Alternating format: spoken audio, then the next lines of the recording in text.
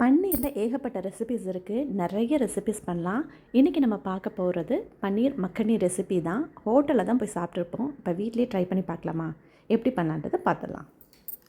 ஒரு பேன் எடுத்துக்கோங்க. ஒரு வெங்காயம் பெருசு பெருசாக கட் பண்ணி சேர்த்துக்கோங்க. 2 தக்காளி, 5 முந்திரி, 5 பாதாம், ஒரு பிரிஞ்சி இலை, பட்டை, கிராம்பு, 1 டேபிள் ஸ்பூன் இஞ்சி பூண்டு பேஸ்ட்டு, 1 கப் தண்ணி ஊற்றிட்டு மூடி போட்டு மூடி ஒரு 5 நிமிஷத்துக்கு நல்லா வேக விடுங்க.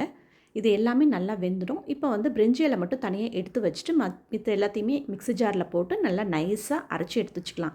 இப்போ கடாய் வச்சுட்டு 2 டேபிள் ஸ்பூன் எண்ணெய், 2 டேபிள் ஸ்பூன் பட்டர் தாராளமாக விட்டுட்டு நம்ம வாஷ் பண்ணி வச்சுருக்க பன்னீரை சின்ன சின்னதாக ஸ்லைஸ் பண்ணிவிட்டு இந்த மாதிரி நல்லா ரோஸ்ட் பண்ணி எடுத்து தனியாக எடுத்து வச்சுக்கோங்க. இப்போ மறுபடியும் 2 டேபிள் ஸ்பூன் பட்டர் ஆட் பண்ணிவிட்டு ஜீரகம், பச்சை மிளகா, இஞ்சி சின்ன சின்னதாக கட் பண்ணி சேர்த்துக்கோங்க. மிளகாத்தூள், மஞ்சத்தூள், மல்லித்தூள் சேர்த்துட்டு நம்ம அரைச்சி வச்சுருக்க மசாலாவையும் சேர்த்துட்டு தண்ணி ஊற்றிட்டு நல்லா மிக்ஸ் பண்ணிவிட்டு மூடி போட்டு மூடி வச்சுருங்க. நல்லா கொதிக்கட்டும். நல்லா கொதி வந்ததுக்கப்புறமா பச்சை வாசனைலாம் போயிட்டு கொதி வந்ததுக்கப்புறமா நம்ம பன்னீர் ரோஸ்ட் பண்ணி வச்சுருக்கோம் அதையும் சேர்த்துட்டு மறுபடியும் மூடி போட்டு மூடி வச்சுருங்க. பன்னீர் வேகிறதுக்கு ஒரு 2 நிமிஷம் தான் ஆகும்.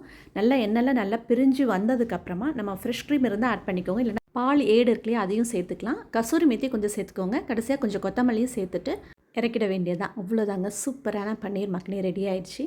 கண்டிப்பாக ட்ரை பண்ணி பாருங்கள். சப்பாத்தி, ரொட்டி, ஃபுல்கா, நான் எல்லாத்துக்குமே ஒரு சூப்பரான சைட் டிஷ். சேவ் பண்ணி வச்சுக்கோங்க. ட்ரை பண்ணி பாருங்கள். உங்களோட ஃபீட்பேக்கையும் சொல்லுங்கள். தேங்க்யூ.